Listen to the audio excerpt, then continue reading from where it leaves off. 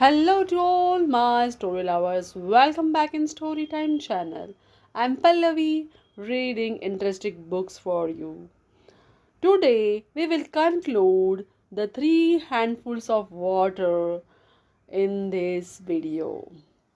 What happened to the next? Let's go through it. Years flew by and seasons went past. Awa died without ever going to Kashi. She passed away on the day she always wanted to, the day of Bhishma Ashtami, or the day Bhishma died. It is believed that the gates of heaven are open on this day. I was in Pune then, and by the time I reached Hubli, I could only see her ashes and her picture on the wall.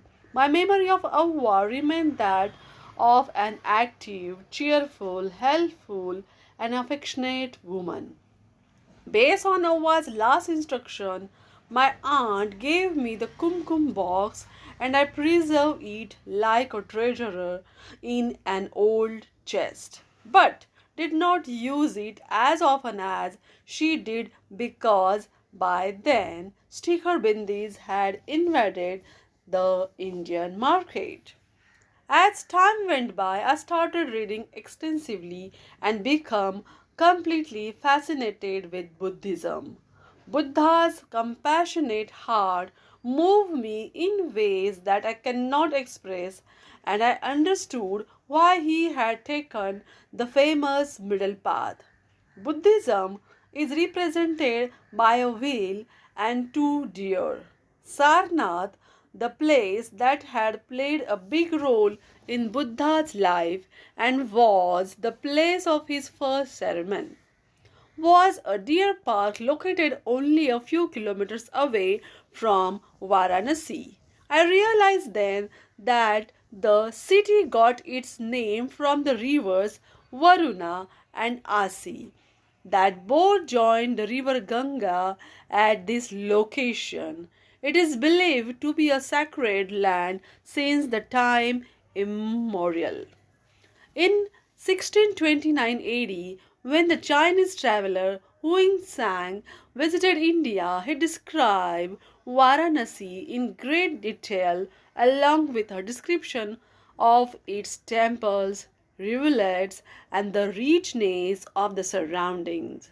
I felt an increasing desire to go to Kashi, and yet it somehow became low in my list of priorities because of work and routine.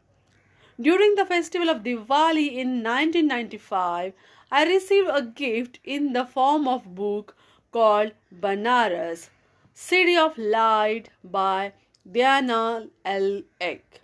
I kept it aside, intending to read it after the wonderful madness of the festival was over. That year, our family decided to celebrate with a traditional aarti. I went to my bedroom and opened the old chest. I began rummaging through it to find the silver plate for the puja. Suddenly, I saw the kumkum box. It was a strong reminder of Avva, and I forgot about the plate. Gently, I took out the box and recalled the way she used to wear her kumkum. I saw her dressing up for Kashi Samratne and remember how we had walked for the lunch together. Oh, how I used to pester her to give me the treasure kumkum burni. She believed wholeheartedly in the holiness of Kashi but never visited the city of regretted the mess. I thought to myself, going to Kashi is not tough now. Moreover, I have Diana's book with me. It will help me understand the city better before I go. Maybe I should do it for the sake of my grandmother. Are you meditating in there? My mom called out, cutting my thoughts short. Everyone is waiting. I found the silver plate quickly and gave it to my mother along with the kumkum burni. Good, This is my mother's precious possession. It will be as if her spirit is with us during the prayers today, she said. Once the festive season had ended, I began reading Dinah's book, a masterpiece in itself. It was, in fact, the author's PhD thesis at Harvard. She, a foreigner, had come to India and stay here for years studying about the religious places in our country. And here I was doing nothing. I felt ashamed of myself. The book inspired me to get to Kashi as soon as I could, if only to satisfy my childhood curiosity and my grandmother's desire. In February 1996, I managed to find my way there all by myself. I stayed in a hotel and had the darshan of Lord Vishwanath, whose temple was in a corner of the city. He was worshipped using the three-leaf bilva patras and constantly bathed by his devotees who gathered there. There were security gunmen, a barbed wire fence, and a Jinavapi mosque near the temple. The different image of the place I had in my mind disappointed me a little, but I was amazed by the faith of people of varied ages who had come from all over the country. Once that was done, I went to see the Manikarnika Ghat, where dead bodies are cremated every day and almost endlessly. The strong belief that dying in Kashi is a gateway to heaven has not changed even with the increase in literacy and the changing culture. I visited some more ghats and was taken aback by the amount of dirt in this holy city. I also visited the Banaras Hindu University that was established single handedly by Madan Mohan Malviya and a beautiful museums depicting Hindustani ragas through enchanting paintings. I walked to numerous temples, small and big, including the temples of Annapurna Devi, Bhairavnath, and the famous Hanuman temple named Sankat Mochan, where the monkeys outnumbered the devotees. Though plenty of black threads were being sold around, didn't I didn't buy any because I had grown out of the belief. The holy Ganga water was abundant and up for sale in the different volumes, shapes, and sizes. Even today, the water is considered holy. In the small lanes of Kashi, I wander around, aimless and happy in the moment. The beautiful views and the pretty saris caught my eye. What a gorgeous invention the sari is! A rare combination of the cloth tying method of the Greeks and the Romans and our own. Whenever I travel abroad, I come across people who are fascinated with the border, the richness, and the zari and the pallu, which automatically bestows a royal appearance to whoever wears it. Kashi boasts of unique Banarsi saris which have changed over the years but still remain attractive. I plan to buy a few saris for myself, a pastel color one, a bright one suitable for evening wear, and a dark green sari like the Avva had. The sailors call out to me and the other passers by. I absolutely love shopping for saris, but then I changed my mind. What was the hurry? I will shop tomorrow after I have seen more, I thought. So I went about doing some window shopping. Then I went back to the ghat and finally reached the busy Dasha Ashwamedh Ghat. The crowd was preparing for the evening aarti. I glanced at the tourists. They seemed to come not just from different states but also from different countries. They were smiling and taking pictures of their surroundings, the dirt, the small lanes, and the claustrophobic closeness of it all did not seem to bother them. The sadhus were in the half meditation, and most of the devotees were preparing for their dip in the water. I was tempted. Why can't I bath in the Ganga too? Maybe I can also offer 3 handfuls of water to the Ganga and complete my Kashi experience. I look around and the dirt suddenly gave me second thought. I didn't want to take a dip there. As if it was meant to be, I remember an old friend Ajay who lived near the Gai Ghat. Maybe I could ask him if there was a cleaner and less crowded spot more suitable for me. So I located a landline nearby and phoned him. It was obvious that Ajay was upset because I hadn't informed him of my visit. He gave me strict instruction to remain where I was, and within a few minutes he arrived on his scooter. Why are you staying in a hotel when you have a friend in the same city? You must move to my home immediately, he insisted. I agreed. I had no reason to refuse his warm hospitality. I shifted to his Haveli. 3 families live in the mansion. Each family had separate kitchen and live in their own sections of the huge home. Ajay's side of the home had a view of Ganga with the evening light shining brightly as far as I could see. His wife Nishi entertained me with delicious Kashi sweets, spontaneous food, and pan. Later, he took me to the Hindustani music concert and spoke about the great musicians of Kashi, such as Bismillah Khan and Ravi Shankar, and how the city was also a place for music lovers.